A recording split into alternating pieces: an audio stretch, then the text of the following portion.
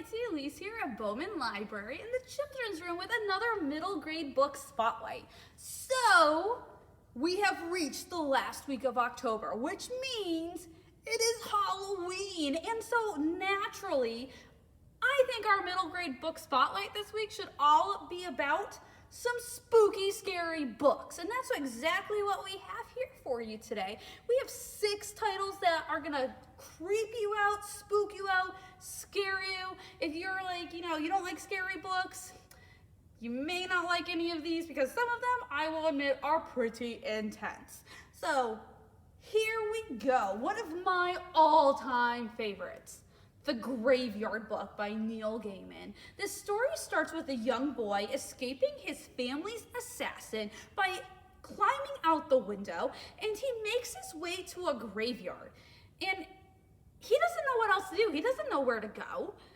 It is there that he is adopted by some ghostly inhabitants, and they raise him as their own, teaching him skills such as reading and writing and other things that humans do. But he also gets taught some other ghostly skills like disappearing and haunting people. They end up naming him Nobody Owens, or Bod for short. As he grows older, he comes and goes from this graveyard, but the assassin that tried to get him when he was younger is still out there looking for him, and he wants to finish his job. And before he knows it, Bod is not only in danger, but he's putting his beloved family in the graveyard at danger as well. You will find yourself so emotionally involved in this spooky story, and as scary as it is, you will be sad when it ends. And if you're anyone like me, you are going to be hoping that Neil Gaiman eventually one day writes a sequel to this story, because there really should be a sequel to this story, The Graveyard Book. Spirit Hunters by Ellen O. So when Harper and her family move into their new house, she becomes convinced something weird is going on and cannot help but wonder if the house is haunted. Of course, her parents think she's crazy for even thinking that. When her younger brother Michael starts to behave very weird and starts to become violent with other people, especially family members, she figures out that he has been possessed by a ghost of an evil boy who used to live in that house. As she starts to realize the danger her brother and her family that are in, the spirit continues to grow stronger and stronger. Harper decides that she needs to tap into her grandmother's Korean traditions to help defeat the evil spirit and save her brother and family. I will tell you right now, this book is not for the faint of heart. There are some pretty graphic, gory descriptions of ghosts and events, but if you're looking for a good scare and occasionally a page or two that will gross you out, you will love this one. This is the first book in a series, Spirit Hunters. Wait Till Helen Comes by Mary Downing Hahn. And if you're watching this and you're from my generation, you will remember going to the school library and knowing that Mary Downing Hahn was like the queen of scary stories. Molly and her brother Michael have been having a hard time.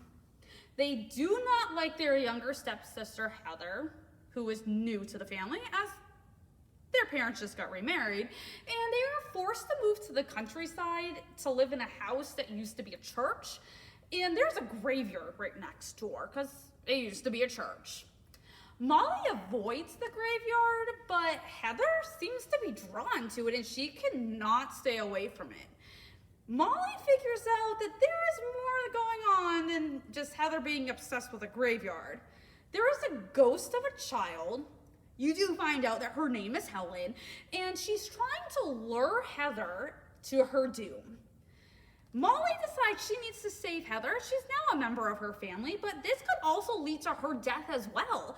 This spooky story will have you coming face to face with a ghost that is trying to do some serious harm. You will not be disappointed with any of this author's work if it's from Wait Till Helen Comes, or we have a bunch of her other titles here. This is an epic ghost story, Wait Till Helen Comes. Dull Bones by Holly Black, and I will tell you right now, this one is creepy.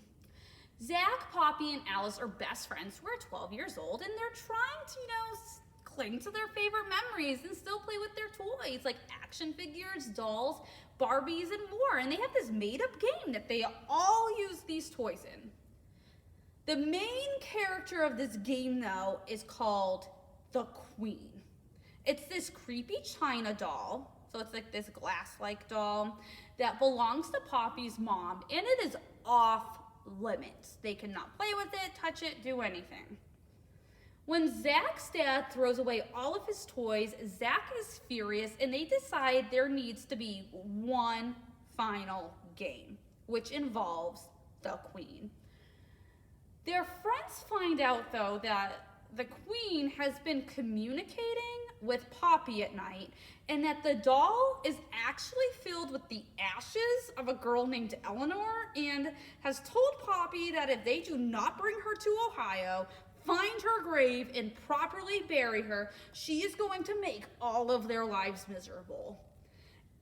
The three friends agree to do this, and they start on this journey to get to Ohio. And as they continue on this journey, though, scarier and more unexplained events start happening, and they have no idea if they're even going to get there alive or what is actually going to happen.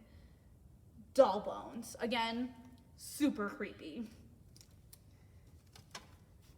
Thornhill by Pam Smythe. So this story is told through two alternating points of view, and they're on different timelines. So first you have Mary.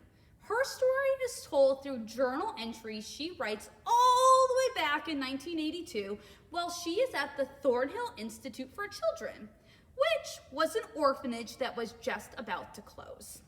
You find through this journal entries that Mary is a quiet individual who has selective mutism, and she finds joy in making dolls, and she finds herself being bullied, and she's the last girl left at this orphanage, and she decides she is going to take revenge on her bully.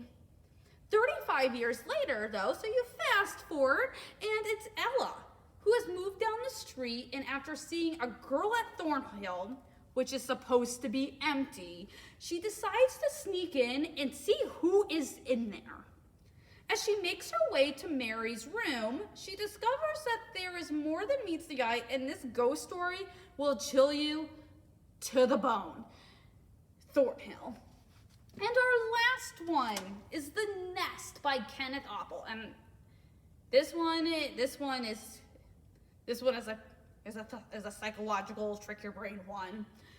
Steve has always been a bit of a worrier, and when his younger brother is born with some health conditions that keep him in the hospital and he needs some serious help, it gets worse and he starts to have these dreams. When a mysterious wasp enters his dreams and the wasps tell him that the baby can be fixed, Steve agrees for them to help, but Steve finds himself that after agreeing to the wasp helping, that he's involved in a situation that has everyone worried about his mental health, and Steve worried if his brother is getting worse, and it just gets psychologically all over the place that you are going to be reading this and you're going to be questioning everything that happens in the book, if it's real or if it's fake, and you will want to get to the end, so hopefully you can figure this out, and it will leave you completely spooked out. The Nest by Kenneth Apple. So these are just 6 of the scary, spooky books we have here at the library. So if you're looking for a scary book and maybe you want something different from these 6, feel free to come on by and we will help you find that perfect book. I hope you join us next week when we have a new middle grade book spotlight with a completely different theme, and I hope you have a great week.